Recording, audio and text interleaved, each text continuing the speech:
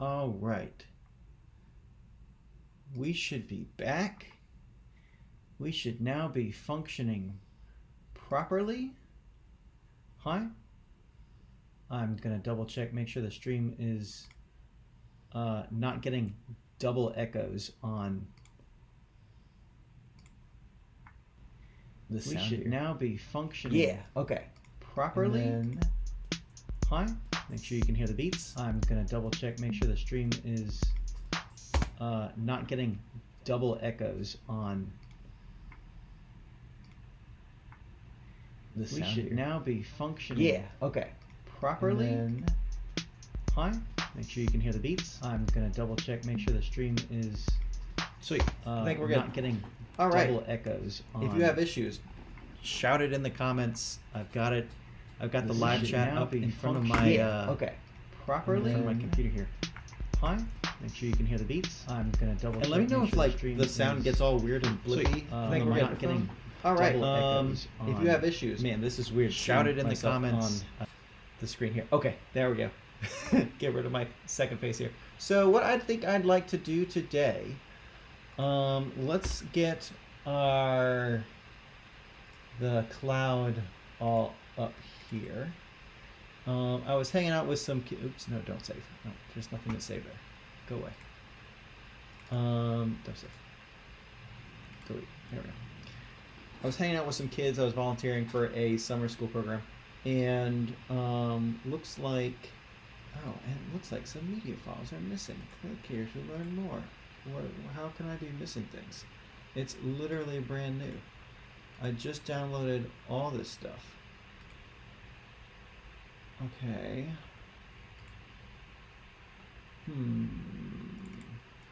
Click here to learn more. Click, click, click, oh, click. What? I can't click anything. That's stupid. Well, I guess none of those loaded. Dang. Well,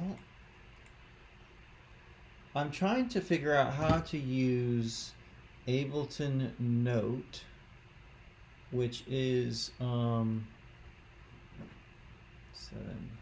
which is an app that you can put on your phone, and it's actually pretty cool. I really like it. It allows you to make stuff on the fly, allows you to record things, but it looks like for some reason, where did my encoder go? There's my encoder. There we go. So weird. I have to have like multiple windows up. Can I chat in the chat? I can chat in the chat. That's cool. Yeah, you can click on things here and then play it up, and then it's supposed to be able to sync over to Ableton Live. And I was doing this with some kids yesterday, and it was a lot of fun. But then now I'm missing things. I tried to scrub my files yesterday because I have Ableton Live 11, the suite. Maybe I deleted too much, because this should be totally doable here. Recordings. Save. I don't know why this wouldn't be working.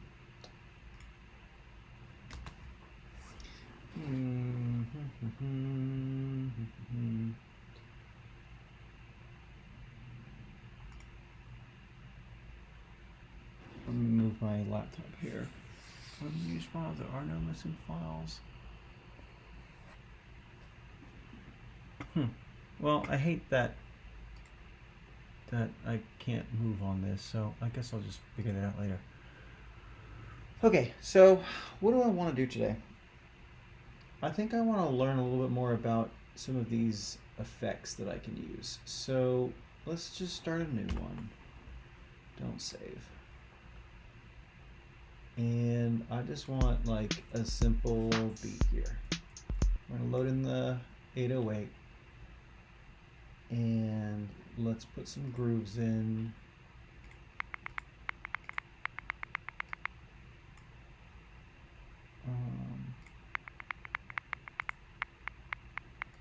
Let's go cha-cha. doesn't really do what I want it to do. I thought it would like.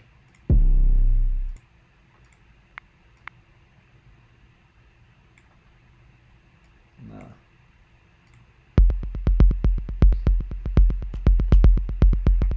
So it doesn't like move it up. Closed hi-hat.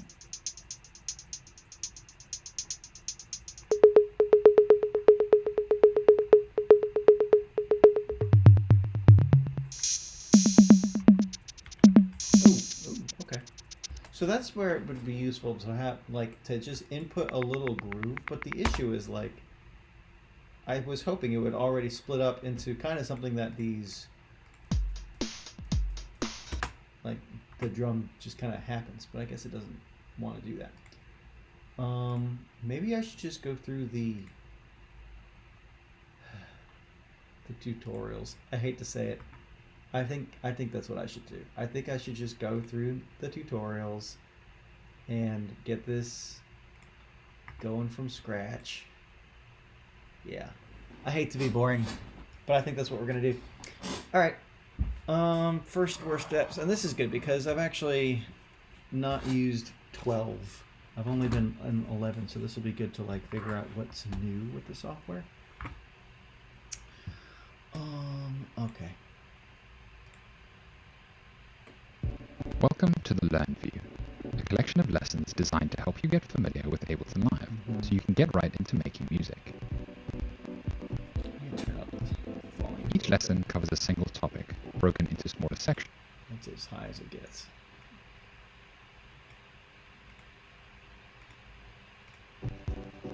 Resized and moved around, so you can watch the lessons while you play. Where'd it go? Shoot.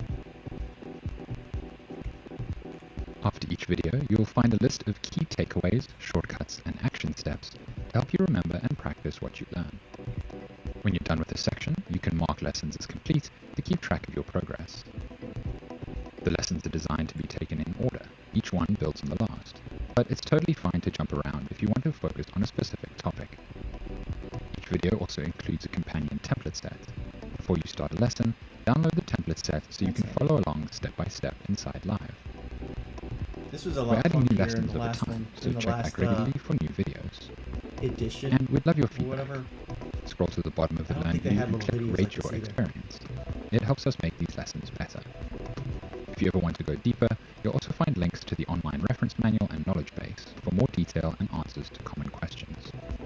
Alright, let's get started. Let's get started. Complete. Oh, wait, I can go back. Can I go back and say complete? I completed my lesson. Check. Yes. I like this. I can get behind this. Alright, well let's download this one then. In this video, we'll take a quick tour of the key concepts in Ableton Live. By the end of the video, you'll have a clear understanding of how Live works and be ready to explore and create your first projects. Live's interface is split into a few main areas that you can show, hide, and resize as you work to customize the interface to your liking. I think I want to change the colors too. I don't like this gray.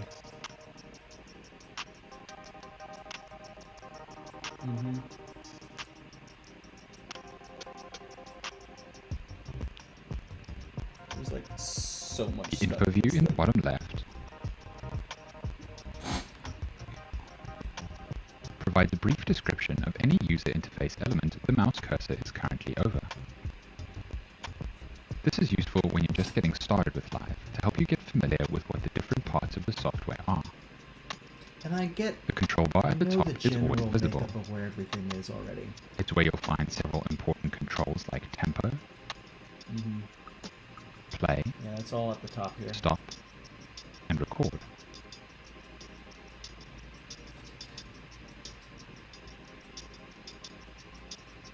Live's main window is where you'll spend most of your time making music. This has two views you can switch between using the toggle in the top right, You just hit the tab key and that'll do it too. or by pressing the tab key on your keyboard. Yeah.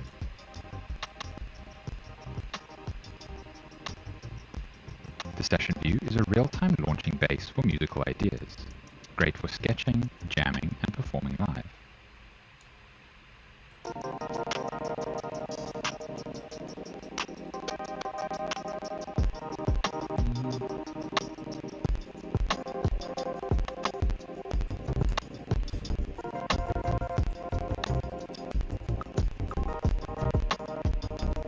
This is hard because like the teacher in me wants me to like, yes, just follow the instructions, do what they tell you to do. But I'm already ready to like move forward, and this is 9 minutes long. But we're gonna do it. We're gonna sit through it. I'm gonna deal with The it. arrangement view is where you can record and create your music along a timeline. It's just a good refresher, you know.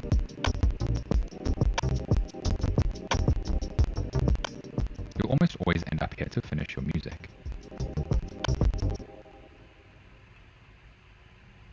The two views are linked by a shared set of tracks. Tracks hold your instruments, sounds, and recordings, and the same tracks appear in both views. This means the same drums track, bass track, or synth track exists in both the session and arrangement view. Mm-hmm. You got that. Any tracks you create in your project will always appear in both views. Clips are the musical building blocks that live on tracks. Each view has its own individual collection of clips. Some clips that appear in the session view might not appear in the arrangement view and vice versa, but you can freely copy clips between the two views. Oh, drag and drop. I just hold it down and then click The shift. workflow between the session and arrangement views is a key part of how Live works, and each view is useful for different things. The session view works well for quickly capturing ideas, and combining them in different ways to experiment with new structures. It can also be used for performing live. The arrangement view is where you'll go to create your final structure before exporting your song. You can mix and match content across views, using both views simultaneously. For example, you might loop a section in the arrangement, then jam on top of it with Forgot about the clips in the looping. session view to try new ideas.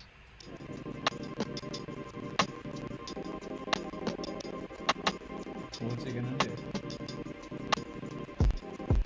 Oh. So, okay, I get why you're able to do that now.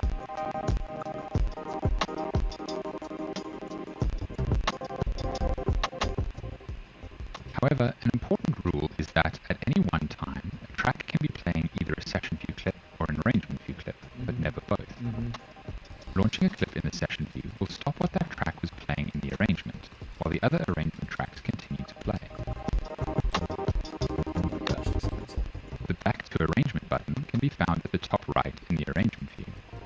This button lights up to indicate that one or more tracks are currently not playing in the arrangement, but are playing a clip from the session view instead.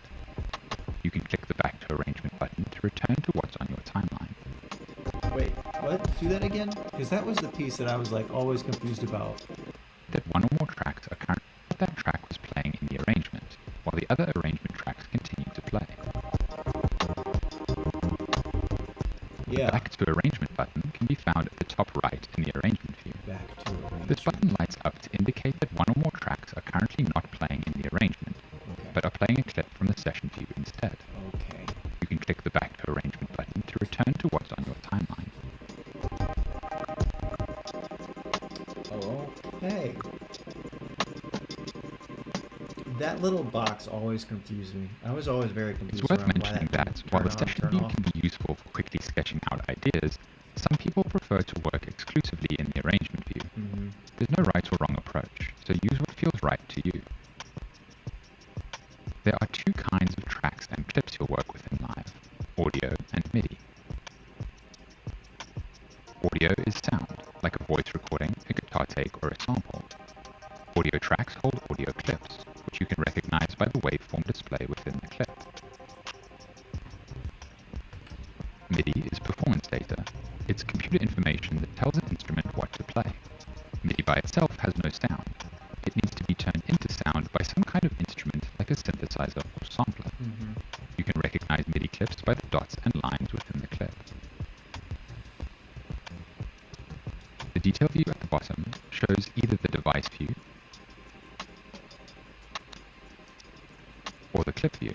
can also hold Shift down and click Tab while you're holding it down. The device view shows the instruments and effects on the selected track. Yeah. So at the bottom down here. Devices can be MIDI effects, Back and forth. instruments, or audio effects. Mm-hmm. Signal always flows from left to right. Well, that's good to know. The clip view is where you'll see and edit the contents of the selected clip. The detail view is also visible in the session view.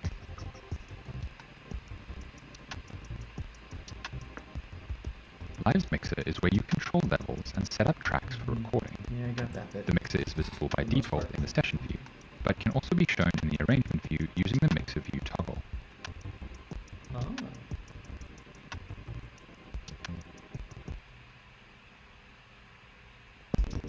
In the mixer, you'll find things like track volume,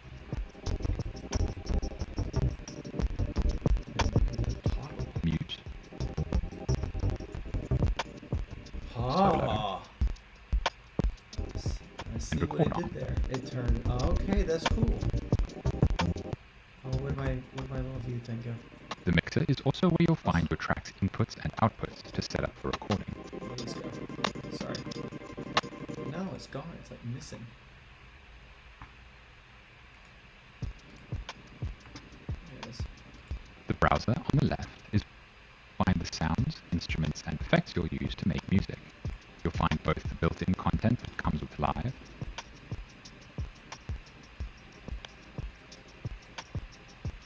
and any additional content you've added, like plugins, live packs, or splice. You can use filters and tags to find specific sounds and devices. Mm-hmm.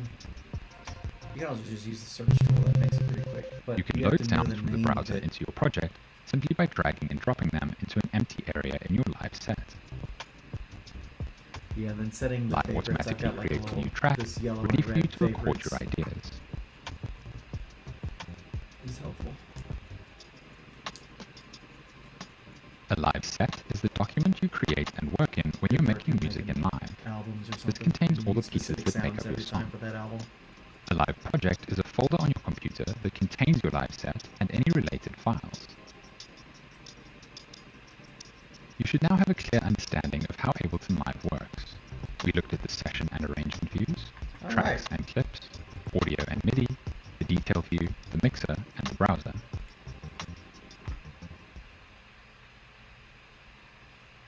Set continue limited and unavailable in Live Lite. That's so dumb. Cannot be used echo. That's fine. I don't care about the echo. So here's the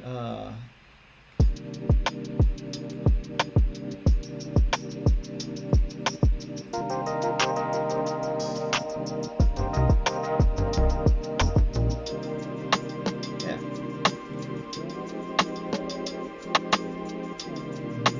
And then if you're playing through here, now it goes back to its.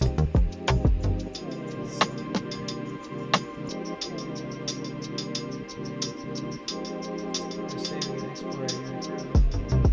Oh. Well, I can just authorize it. Just take care of this one. 'Cause that's stupid. I want to be able to save as I'm working on this stuff. No, it's not the trial. This is Live 12 Lite. Authorize. Oh, wow. Great.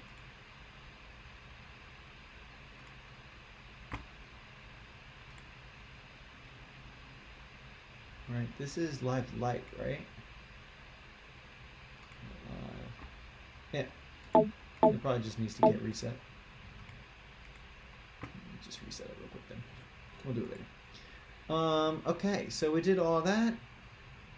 Complete lesson, yay! Digital interface. Before we start making music, it's important to get everything set up correctly so you can hear sound and record into your projects. Yeah, dude, this is In where this video, we'll cover the essential setup steps in it can get Ableton painful Live. if you don't know what You'll you're learn doing. how to configure your setup to play notes and hear sound. We'll explore how to expand your library of sounds using packs, splice, and plugins. You'll also get push and move up and running if you have them. By the end of the video, you'll have everything you need to start making music.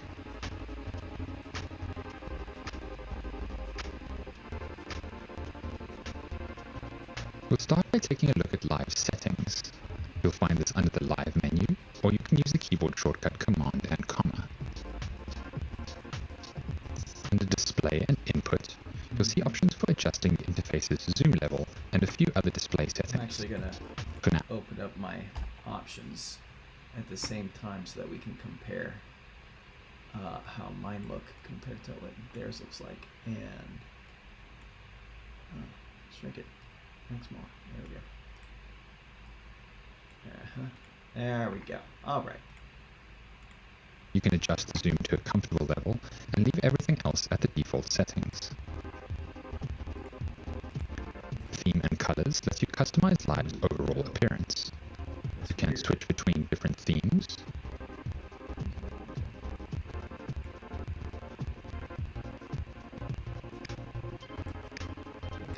Okay, let's pick a theme. Angst Robot. No. I think last time I had like a light bluish kind of look to it. I really enjoyed working with that. This is very Fallout.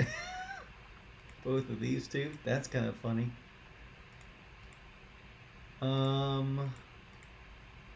Let's see here.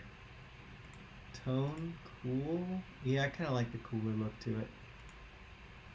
Versus warm. Ooh, well. Yeah.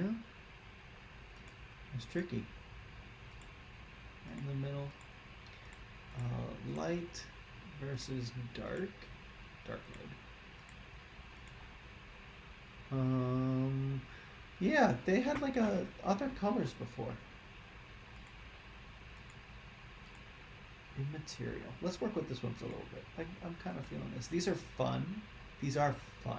I think it would take my brain a little while to get adjusted to these colors, though. Let's give this one a shot. Or And that adjust way, color settings. this way we can also see the difference between what's going on mine and what's going on in the tutorial. For taste.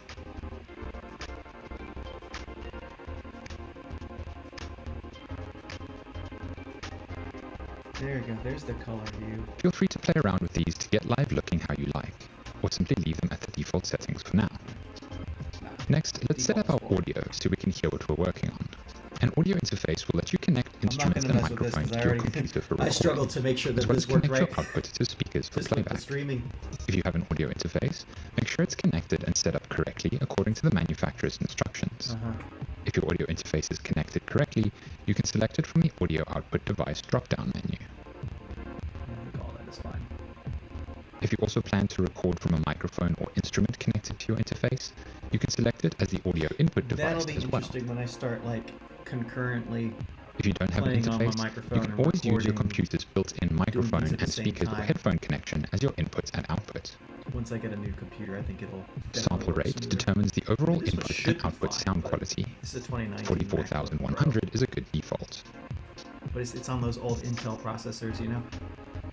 The next section deals with latency. When recording into a computer, your device requires a certain amount of time to process the signal. This introduces a small amount of delay, known as latency. Buffer size lets you control this latency by balancing processing load with responsiveness. A smaller buffer means lower latency and a more responsive input, but may cause glitches if your computer isn't powerful enough. A higher buffer reduces strain on your processor, but can add an audible delay between the input and output signal. This may sound complicated, but all you need to know for now is that a buffer size of 128 samples is a good starting point. If, when recording, you notice a delay between the input and output signal, try lowering the buffer size. If you notice clicks or pops in the audio, try increasing the buffer size. Yeah. Okay. Once your audio interface is configured, you can use the test tone section to confirm that audio is working properly. Turn the test tone on and you should hear a simple sine wave tone coming out of your chosen output device if everything is set up correctly. Yep. Yes, thank you. That's fine. Moving along. I like how you can pretend to use more of the CPU. And that's also nice to see while I'm streaming too. Yeah, that's nice to see while I'm streaming because I can see how hard the computer's working. Excellent. Moving on. Complete.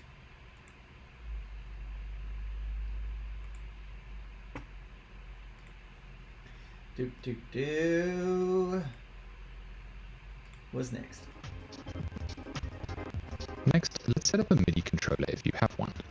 I don't have one, but I know how to set them up. So. A MIDI controller will let you play notes and control parameters within Live using physical keys, buttons, and sliders. Connect your controller to your computer and make sure it's set up according to the manufacturer's instructions, including installing any drivers if necessary. Once connected, your controller should show up in the bottom section of the Tempo and MIDI tab. If you plan to use your controller to play notes, enable Track under the Input Port section. If your controller has buttons, knobs, and sliders that you'd like to use to control parameters within Live, enable Remote. Press a key or pad on your controller to make sure Live is receiving MIDI input. You should see the small MIDI indicator in the top right flash when you play. If you don't have a MIDI controller, you can still play notes using your computer's typing keyboard. Yep. Simply enable the computer MIDI keyboard, then play notes and adjust the octave and velocity ranges using the following keys.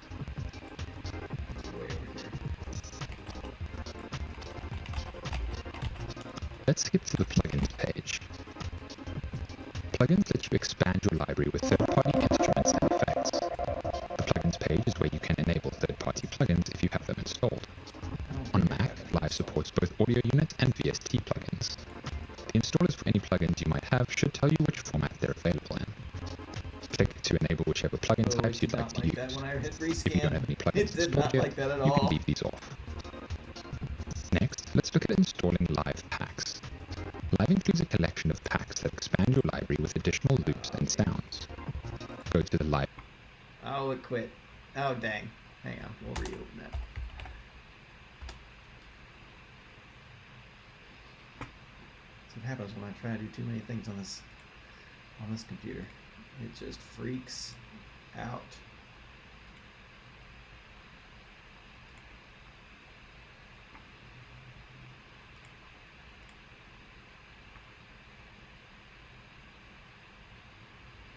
All right, not worried about the crash. Just go back to my web.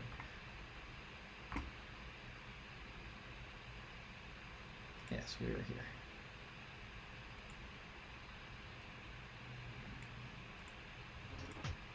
If you don't have plugins, the installers for any plugins you might have should tell you which format they're available in. Click to enable whichever plugin types you'd like to use. If you don't have any plugins installed yet, you can leave these off. Yes, leave them off. Next, let's look at installing Live packs. Live includes a collection of packs that expand your library with additional loops and sounds. Okay. Go to the Library tab and make sure Show Downloadable Packs is turned on. Got that. Close the settings window and click the icon in the top left to show the browser if it isn't already visible. Great. In the browser, head to the Packs label under the Places section. Any currently installed packs are listed at the top. Available packs appear below.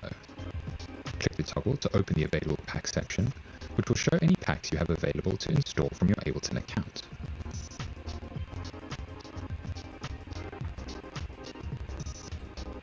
Click the Download button to download a pack.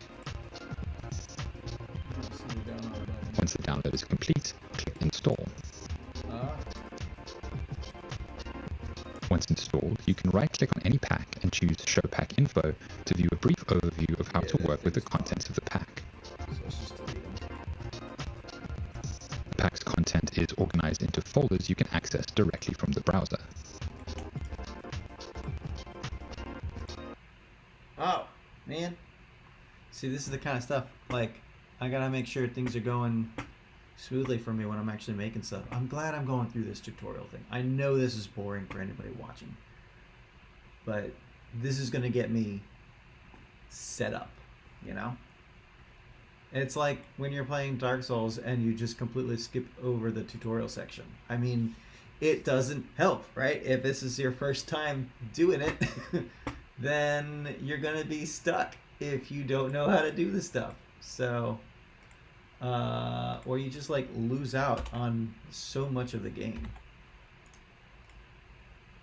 Yes, delete, delete, delete.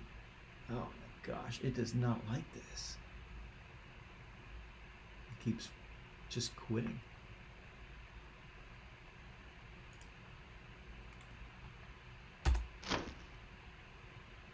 Let's go, open back up.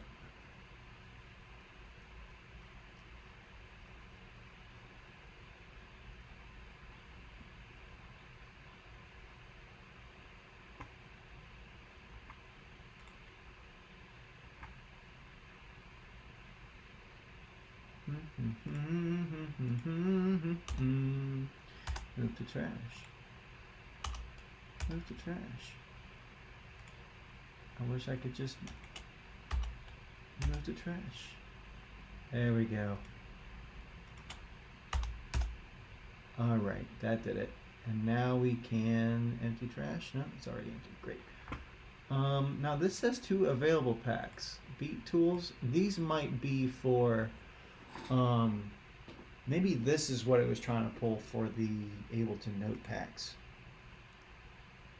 So that's going to take a minute because, well, it should be too bad.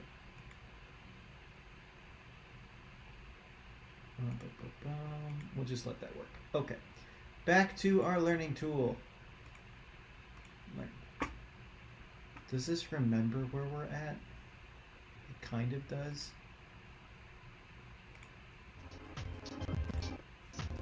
In the browser, head to the Packs label under the Places section. Any currently installed packs are listed at the top. Available packs appear below.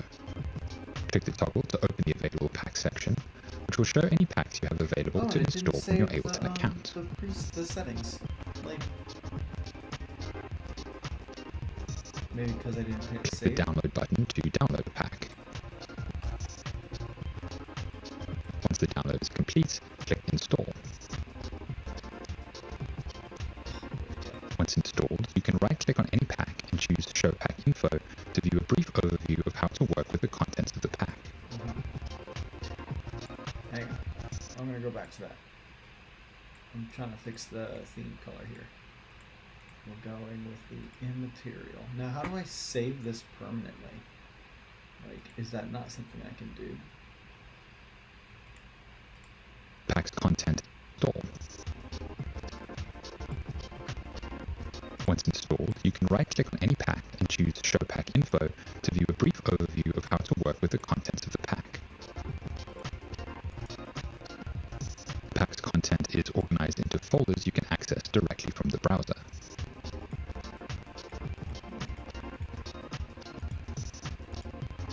Content from packs will also automatically appear in other sections of the browser, for example the drums or sounds categories.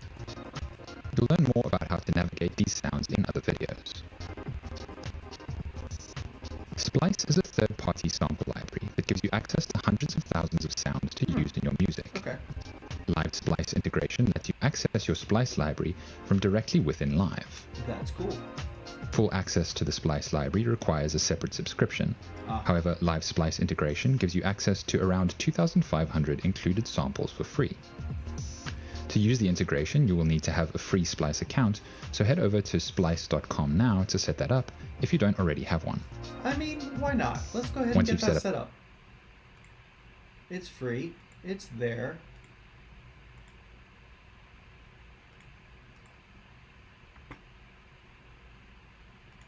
Try for free. Coming over to my web page. Is this like a trial kind of thing? No, it's a free account. Okay.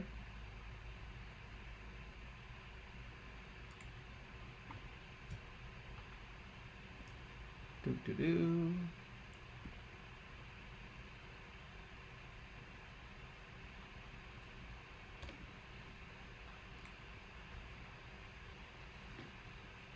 I'm doing it on my other window, sorry.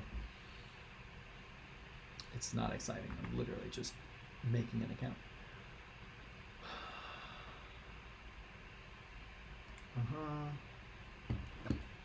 Get the code on the phone. The code is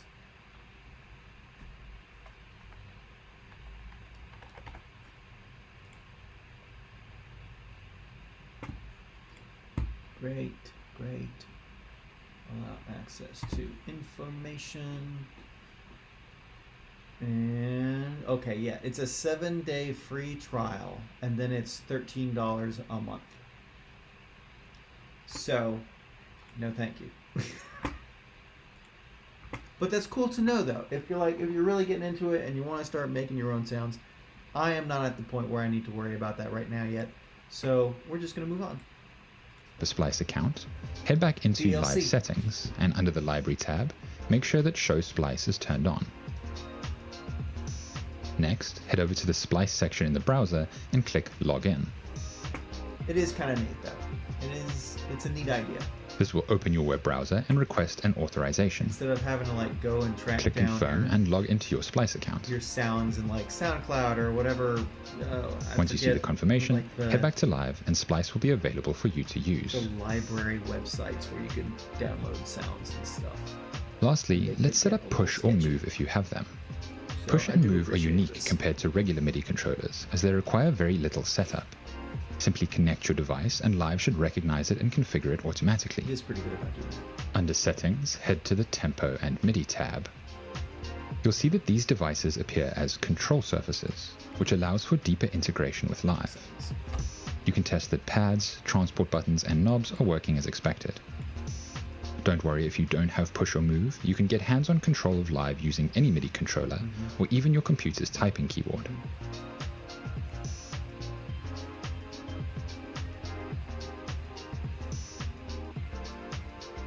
Sweet. I'm digging it. Complete lesson. Testing your setup.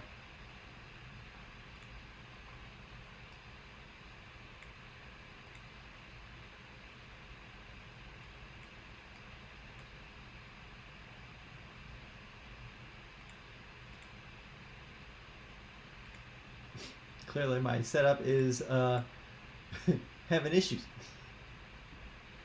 And this is downloading really slowly, probably because I'm streaming at the same time. It's just not happy.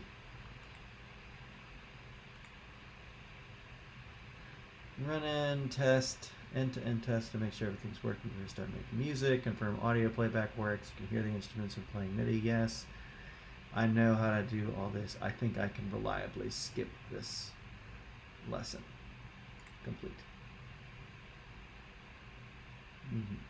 What is good to know too, though, is how to go back into your computer settings and looking at your MIDI track remote stuff, because sometimes the issue is not in Live, it's elsewhere.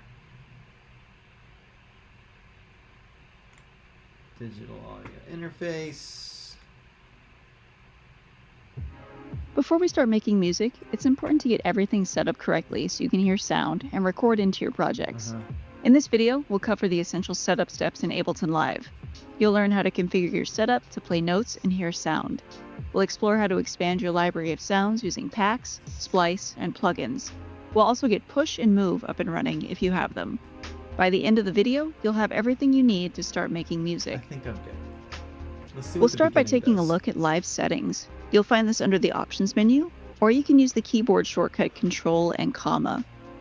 Under Display and Input, you'll see options for adjusting the interface's zoom level and a few other display settings.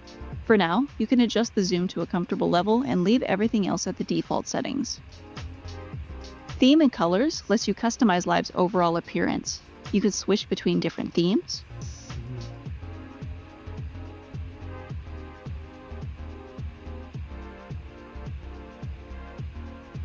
or adjust color settings to your taste.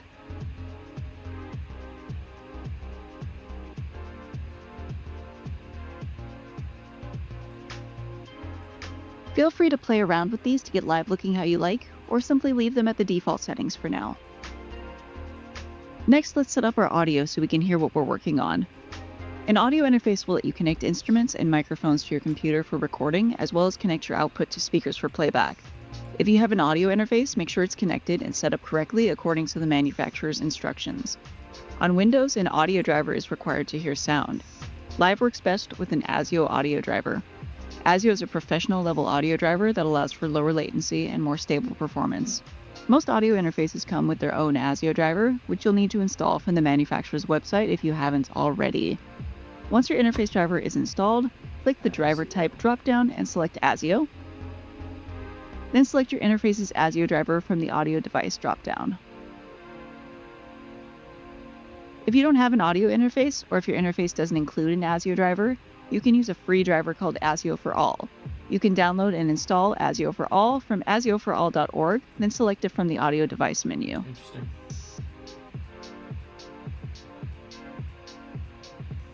Sample rate determines the overall input and output sound quality. 44,100 is a good default. The next section deals with latency. When recording into a computer, your device requires a certain amount of time to process the signal. This introduces a small amount of delay, known as latency. Buffer size lets you control this latency by balancing processing load with responsiveness. When using an ASIO driver, latency will be adjusted in the dedicated hardware setup window for your selected audio device. Click the hardware setup button to open this window. This might look slightly different depending on your chosen device, but there should be a control labeled buffer size somewhere within the window. When adjusting the buffer size, a smaller buffer means lower latency and a more responsive input, but may cause glitches if your computer isn't powerful enough. Yeah. A higher buffer reduces strain on your processor, but can add an audible delay between the input and output signal. That's okay. This may sound complicated, but all you need to know for now is that a buffer size of 128 samples is a good starting point. Yeah, I need one. If, when recording, you notice a delay between the input and output signal, try lowering the buffer size. If you notice clicks or pops in the audio, try increasing the buffer size. And that's what I run into, is the clicks and pops.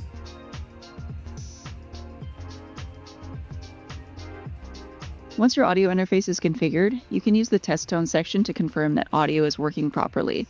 Turn the test tone on, and you should hear a simple sine wave tone coming out of your chosen output device if everything is set up correctly.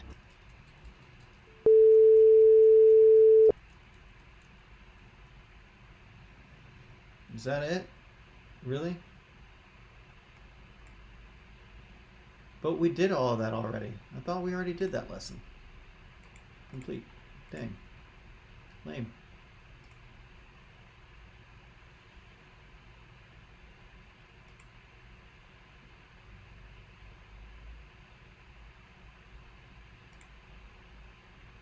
Okay, let's go back to lessons. MIDI controller. Yep, we did that one as well. Okay. Alright, playing clips and session view. I thought we learned that one, but session view.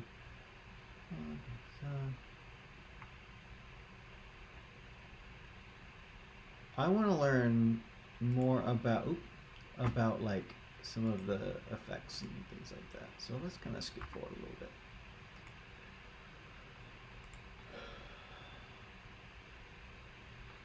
Oh, okay, well this one finishes it out. In this module, you'll learn how to make music in Ableton Live by launching and layering loops in the session view. We're currently looking at Live Session View, where you can build music by launching and layering loops in real time, in sync with other loops and the project tempo. Each column is a track, and each coloured rectangle is a clip. Clips are the musical building blocks in Live. Each clip is a different piece of music, like drums, bass, or chords. Clips can be audio clips or MIDI clips. To play a clip, click its play button.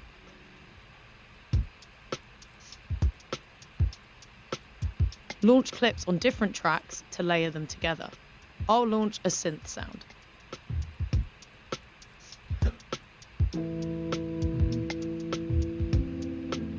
Live keeps everything in sync, so new clips will start at the next musical bar. Unless you turn that off. Which Let's you bring very in well some can. percussion.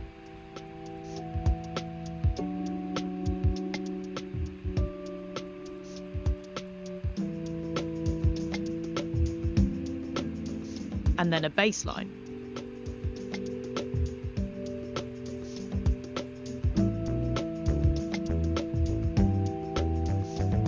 You can only play one clip at a time on each track.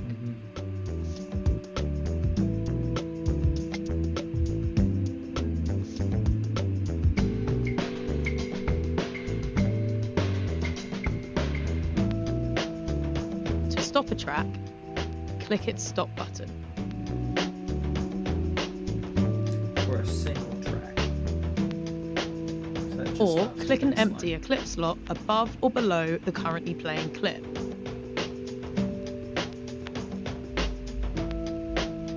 Use the Stop All Clips button on the main track to stop all currently playing clips. But that doesn't technically stop like other things. See how the play at the they hit In this, the session they hit view, the space bar. each row is called a scene. That's funny. These let you launch multiple clips at once. Click a scene launch button on the main track to trigger all the clips in that scene. Just like with clips, scenes start on the next bar.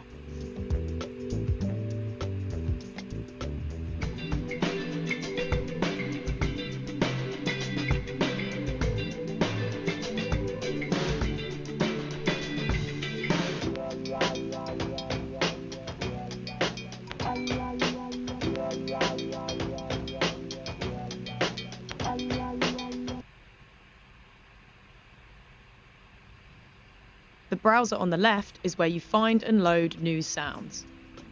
To find more loops, go to the Samples category, then use the filters at the top to filter by loop, then use additional filters to find a sound you like. Click a loop to preview it,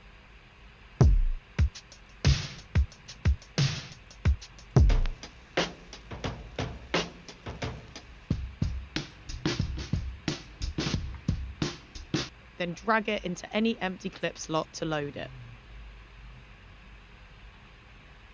And trigger it just like any other clip. Click the loop button.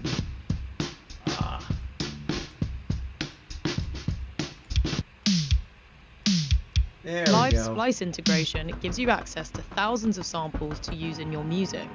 Around 2,500 samples are included with a free Splice account. Cool. Okay. First, let's make sure Splice is visible and accessible from the I'm not browser. worried about Splice right now Open because we're search not using sound. Splice. Slot and trigger. Thank you. Now it's your turn. Launch clips and scenes, and add in a few new loops from samples and Splice to build your own jam. Thank you. There's no wrong way to do this. Just play, experiment, I and see what did sounds learn good. one new thing from this tutorial, and that is that you can find loops here, and you can also find one-shots. Super helpful. Okay. One shot is like the single sound and you just smack it. Whereas the loop is something that's repetitive over and over. I do like how you can see.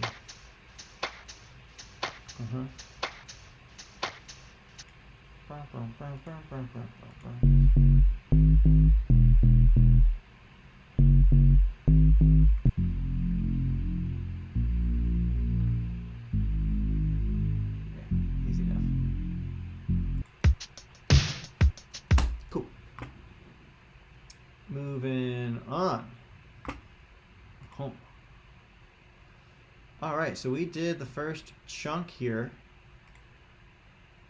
Core workflow, all things. What kind of thing? Let's look at here. We've got touring the interface, learning all the bits and bobs, recording, creating with MIDI, adding in MIDI notes, programming drums.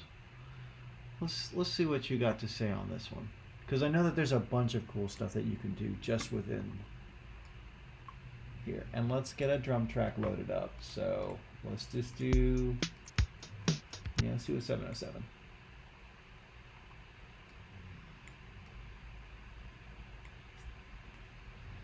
Make this a little bit smaller so we can see it. And then let's get to the right octave.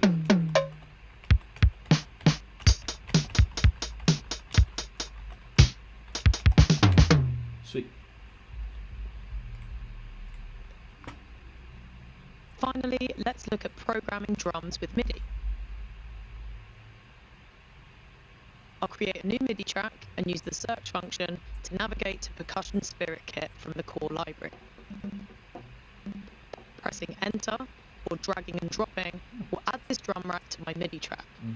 Again, let's create a new MIDI clip by double-clicking over an empty clip slot. Got it.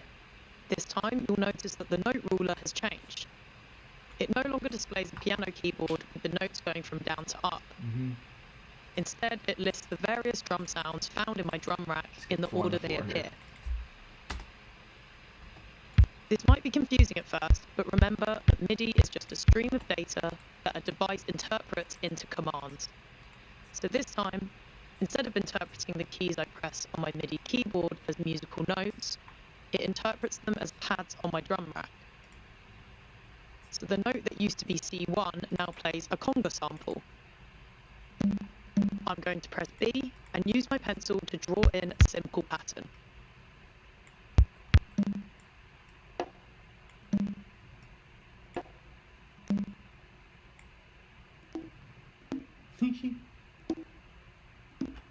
That's right, you can just hit the B button and then I got a single clicker.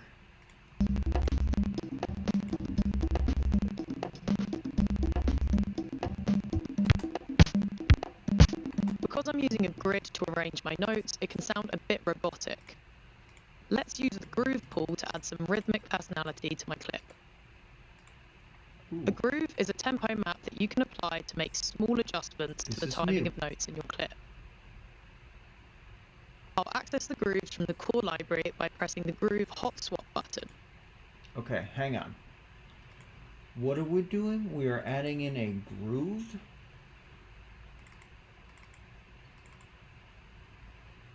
Here's the groove. So right now this is on swing 16ths.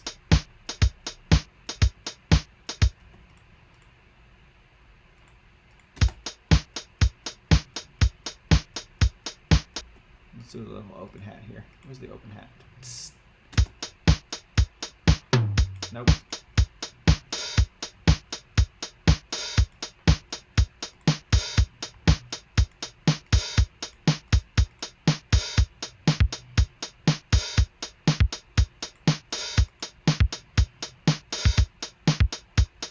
Great. All right, so I got a little groove here, and it's not really doing anything interesting. Okay, cool. Next.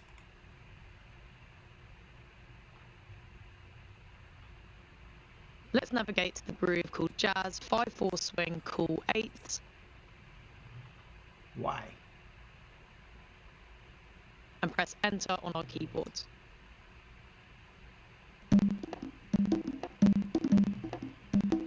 Ooh. That's cool. So she went to grooves and then she clicked something in here. Oh, there's that one. And then I guess you could just hit enter. And what did that do? How did that manipulate it? It didn't. What about this one? Oh. I haven't like enabled it. So this one?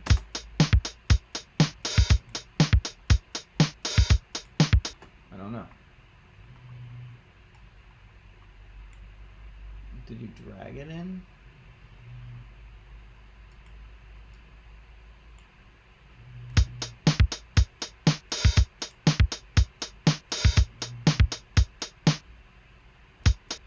I'm confused.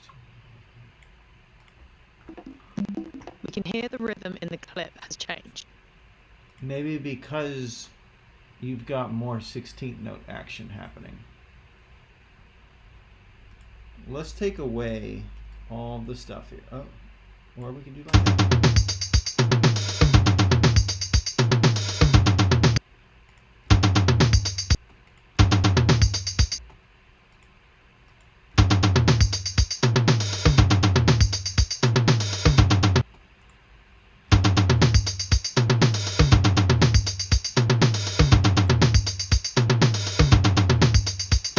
There's something I'm missing here. All right, we're just gonna go back up, back up, back up, back up, back up, back up.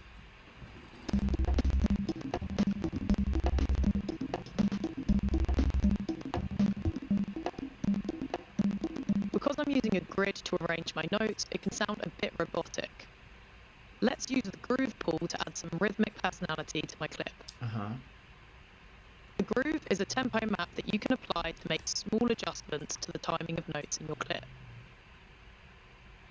I'll access the grooves from the core library by pressing the Groove Hot Swap button.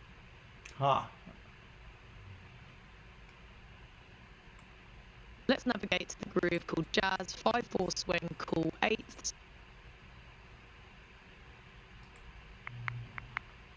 And press Enter on our keyboards.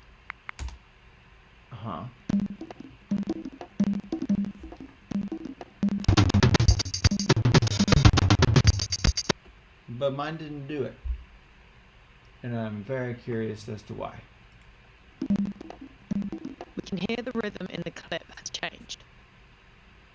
Let's use the Hot Swap function again and change the groove to Swing Logic 8 74.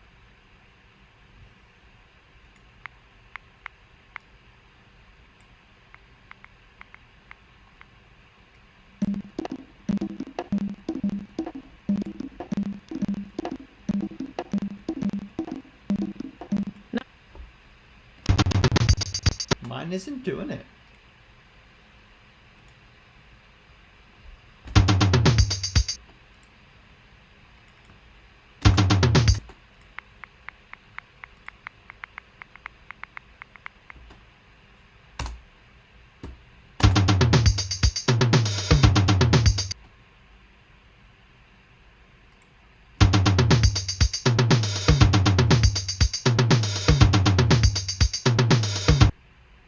I'm so confused why it's not, aha!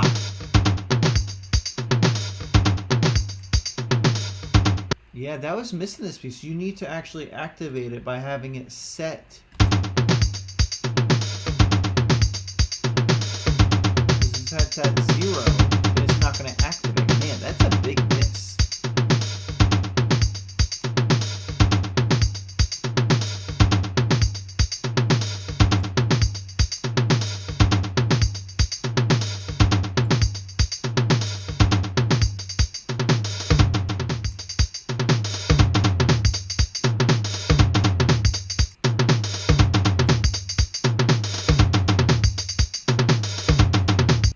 Okay. Dude, yeah, I don't know how we missed that.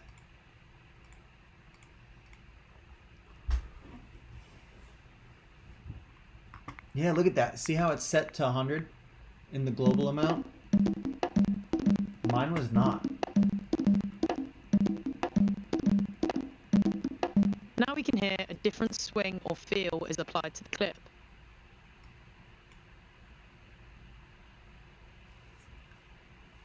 If I press the commit button, Commit. Ooh. the MIDI note editor updates, and I can now see the changes that the groove was applying to the notes in the clip. Cool. So far, we've been working with MIDI clips in Session View. Let's investigate how to create and manipulate MIDI clips in Arrangement View. Okay.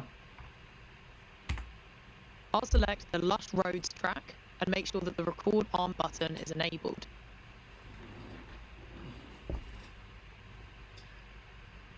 Let's actually do that. Let's load this one up. Let me move this to the side here. Actually, we need to put it up in here and then download it and then open it.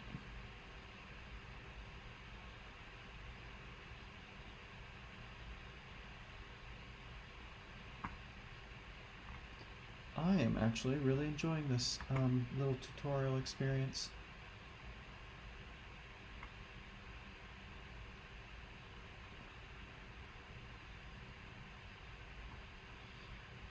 Let's see what they give us. Let's see what other loops they got while we're waiting.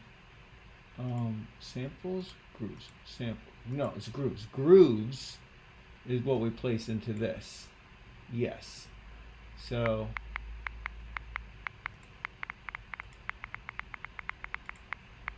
and me being a percussionist, I can really geek out around this kind of stuff. And what I'm also noticing, yeah, accents. So what this does is it changes how strong your attacks are in this thing. So, golly, how do we just delete a bunch of these?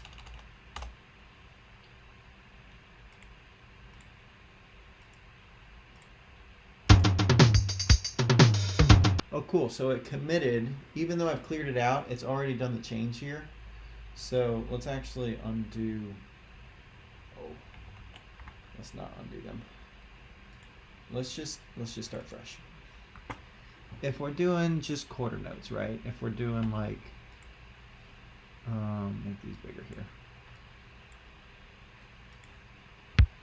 If we're just doing 4 on the floor, and then hats on 8 notes. No, this one. So the accent is already kind of in there, and then this is straight ahead.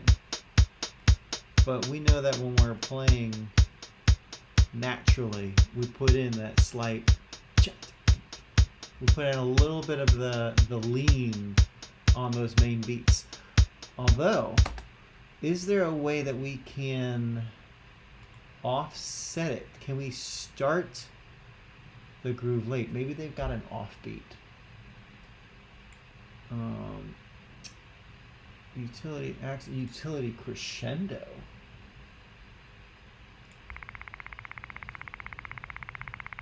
Oh, okay, let's add that in.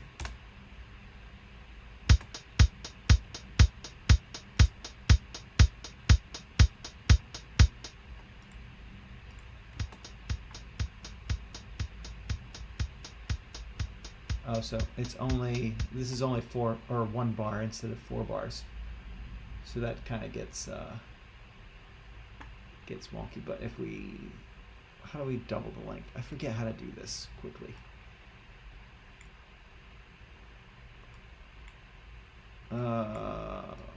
Yeah, there we go. To the 5. Zoom out here. And then we're gonna take these. There we go. What am I doing? Just make this bigger. There it is. All right, and then we're gonna do, what is it? R for repeat? Nope, that's in Sibelius. Paste. Come on. Copy. Paste. Paste. Paste. Okay. So now when we, oh yeah, there it is, doing it. Nice. Now, if we wanted to do both, that's when we hit the commit button, right? Yeah, look at that. So now it's doing both the accent and the crescendo at the same time. Cool. Cool. I love that. That is a way to speed that up. What it pumps. So that's the opposite accent that I was talking about.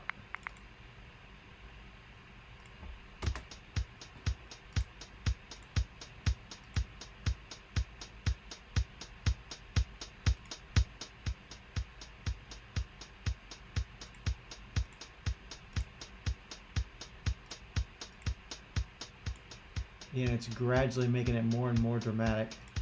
The more you click it, the more it's going to do it. Yeah, look at that. That's cool.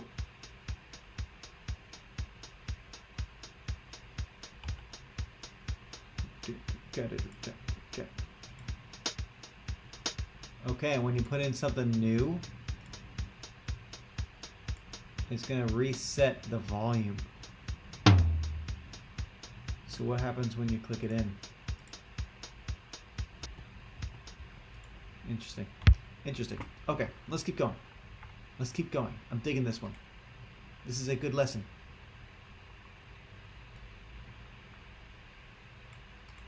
Begin recording by pressing the arrangement record button.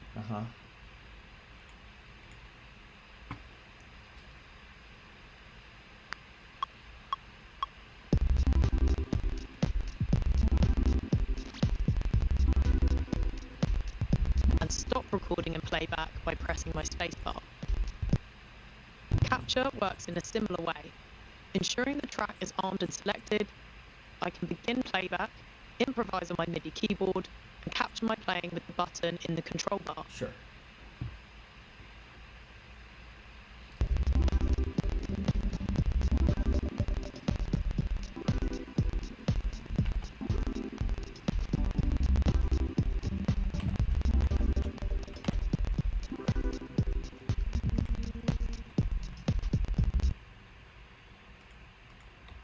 Working with clips in Arrangement View allows for some editing possibilities that aren't possible in Session View. I can split clips by placing the playhead inside of a clip and pressing Command E on a Mac or Control E on Windows, or by choosing Split Move in it the around. context menu. Yeah, I know how to do all that. If I split this clip a few times, I can move, cut, copy, or delete the sections I've split in order to reorganize my recording. I can either use standard keyboard shortcuts or I can access the context menu. When I'm satisfied with my rearrangement, I can select some clips and consolidate them back together using Command or Control J, or by choosing Consolidate from the context menu. It's very similar to Final Cut Pro Overdubbing when you're works doing slightly video differently editing. in Arrangement View. Here I'll make sure the MIDI Arrangement Overdub button is engaged before starting playback with the Arrangement Record button and overdubbing some extra notes into my clip.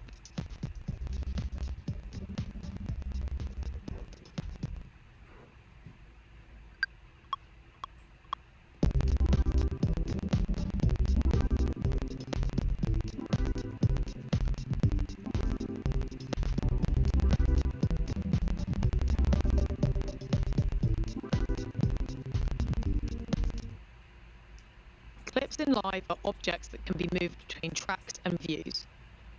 To sum up, in this module we have familiarised ourselves with creating MIDI clips and populating them with notes. We've discovered how you can draw, play and capture MIDI notes into clips, and we've introduced some important MIDI-related features like quantization and groove.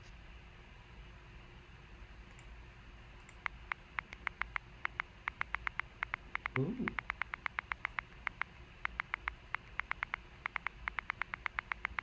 The wobble. Interesting. Yeah, there's some cool stuff in here.